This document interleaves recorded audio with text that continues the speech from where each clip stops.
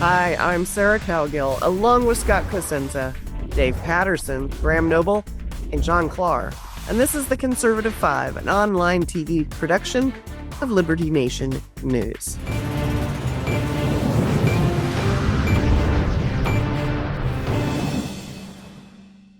Well, those coexist bumper sticker people are sadistically branding and burning private property again. Peaceful protesting appears to be a quaint memory. Cesar Chavez and Martin Luther King certainly would not resort to running over a Tesla counter-protester with their car. Good thing those Teslas have cameras. Violence is escalating. The Albuquerque Republican State Party headquarters was firebombed. How long will this lawlessness remain unchecked? Graham, I've asked you this before. What is wrong with these protesters and why do they go to such extremes? Well, I think the reason why they go to such extremes is, there's two sides to look at this. There's the organizers behind it, and there's the people who are actually out on the streets committing the violence.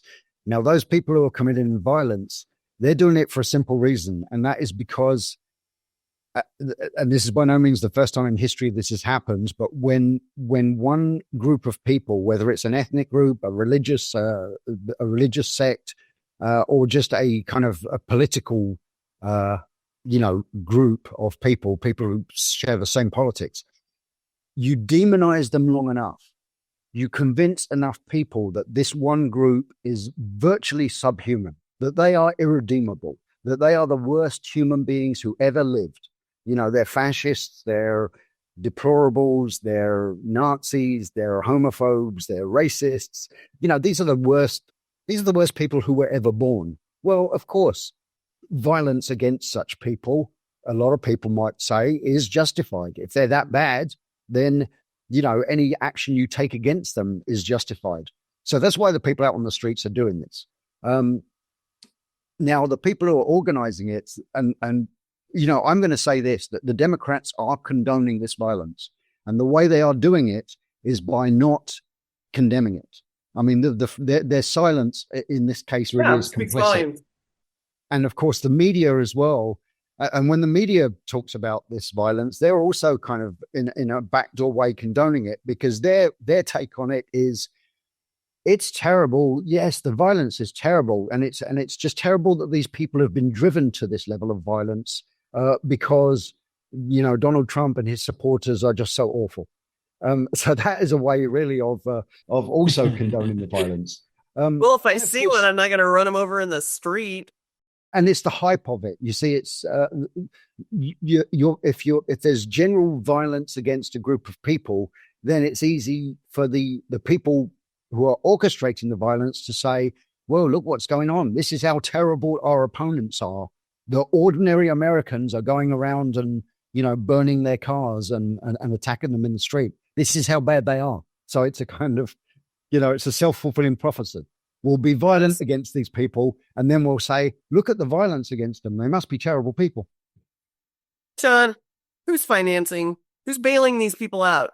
I mean, Graham already covered who's fueling the people.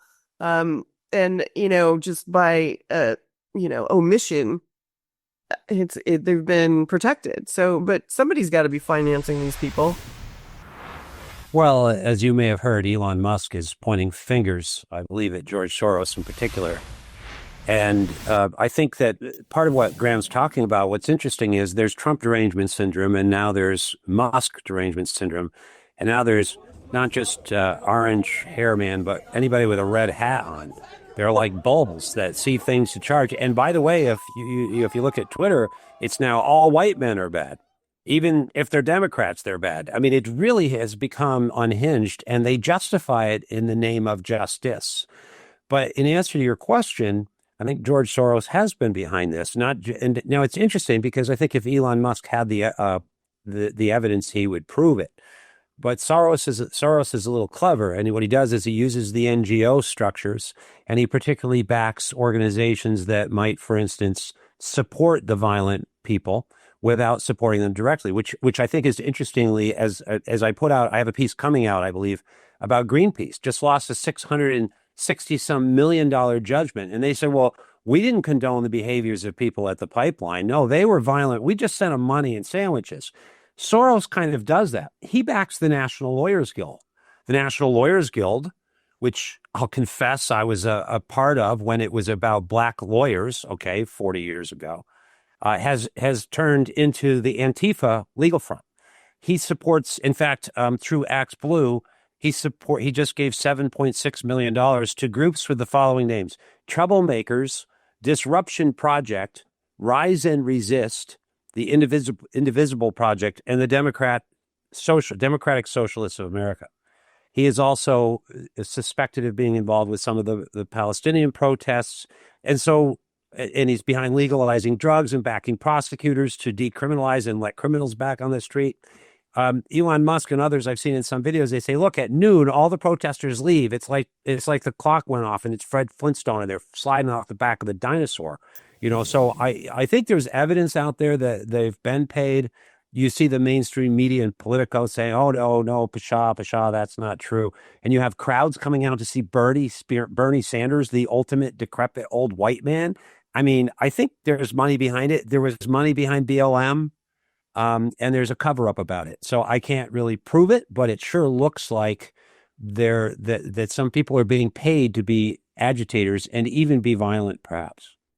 I had a friend just this week ask me if this wasn't, we were talking about the Teslas and the violence at the dealerships and just the random stuff. And he asked me, he goes, well, isn't this the same thing, as when the colonists protested King George III?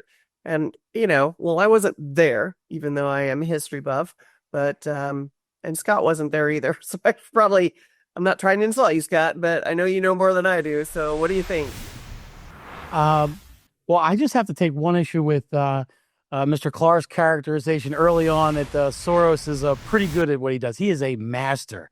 This man may be the best that has ever been in the combination of using his riches to fulfill his own desires for the public policy of this nation. And what he did with the return on investment with the prosecutor's office has probably never been a better ROI for money sent versus changes made. And I think it's right to look at him and what he's doing. Now, I will say, though, that when you mentioned he was for legalization of drugs, I thought, gee, let me get my pen out to write the Open Society Institute a check, because that is not anti-American. That's the most pro-American thing we could ever do. So I just wanted to make sure that I was on record saying it. What are you, a libertarian? I'm right.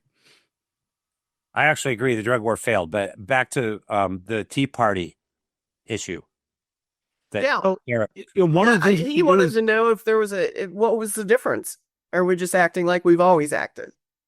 It's pretty much like we've always acted, I think. Not to necessarily reference other segments, but we have talked about how one side seems to be more supported by acts of violence or pretending that they're not. And so that may be, additional impetus to kind of look harder at one when we're talking about the violence. I recall that pipeline protest, and it was violent. Extremely so against the workers and the property owners. And I don't see how it's okay. And I think we all know that if a different person was president, there would have been a much different outcome in that area. Might I interject that the Open Society Foundation has said it doesn't support violence and, quote, that our grantees operate independently. Yeah, that's a direct parallel.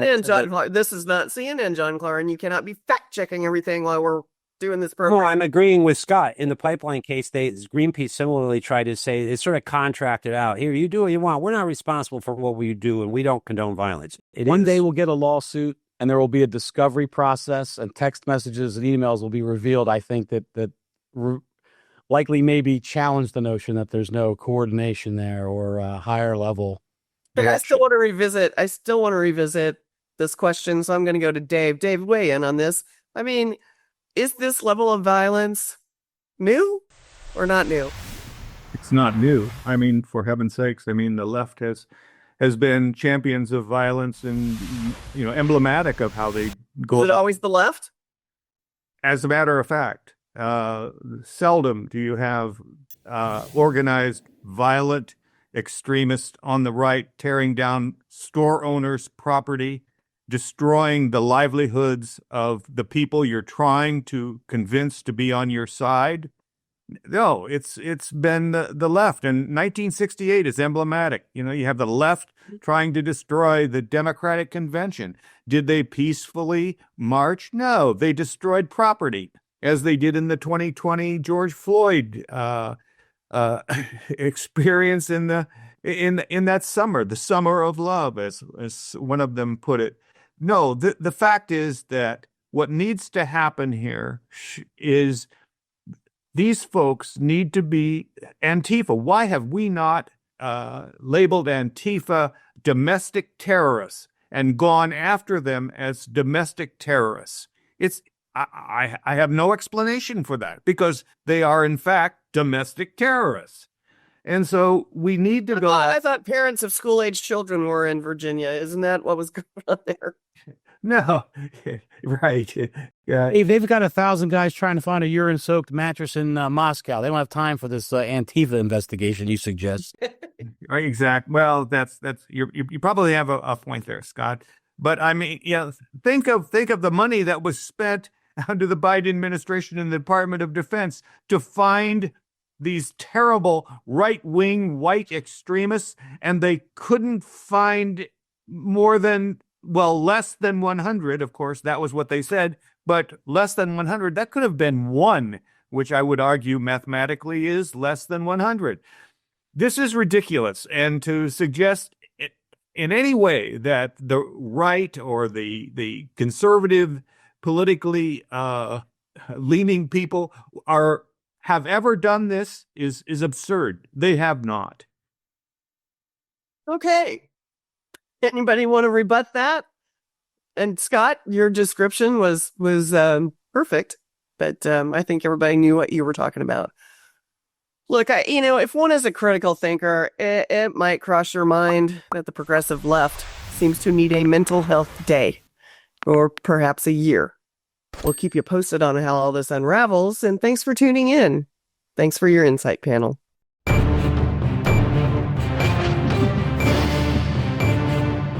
That's it for our Conservative 5 panel today. Check out our other C5 shows and segments on your favorite video platform. YouTube, Vimeo, Rumble, we're on them all.